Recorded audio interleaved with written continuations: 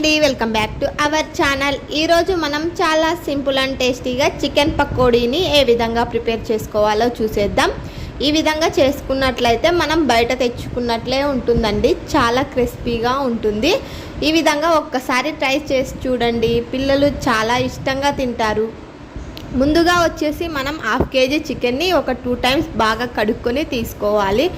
ఇందులో తగినంత ఉప్పు, పసుపు, అలాగే తగినంత కారం వేసుకోవాలి. స్పైసీ ఎక్కువ తినేటట్లుంటే ఎక్కువ వేసుకోండి.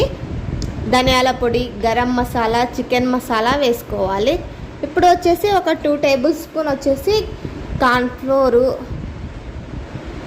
అదేవిధంగా ఒక 2 tablespoon శనగపిండిని వేసుకోవాలి.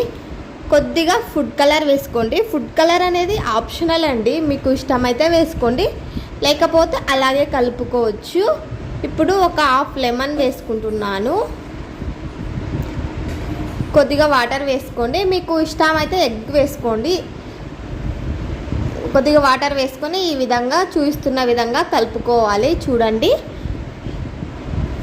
ఈ విధంగా బాగా కలుపుకొని ఒక 1/2 hour పాటు మ్యారినేట్ చేసుకోవాలి ఫ్రిడ్జ్లో, లేకపోతే బయట అయితే ఒక 1 hour పెట్టుకోండి. అప్పుడు వచ్చేసి ముక్కకు బాగా కారము అంతా బాగా పట్టు ఉంటుంది, టేస్ట్ చాలా బాగుంటుంది. చూడండి, ఈ విధంగా ఉంటుంది.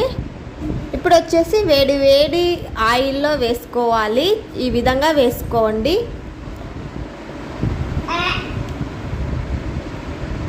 చూడండి, ఈ విధంగా వేసుకున్న తర్వాత ఒక 2 minutes వదిలేసి తర్వాత కలుపుకోవాలి.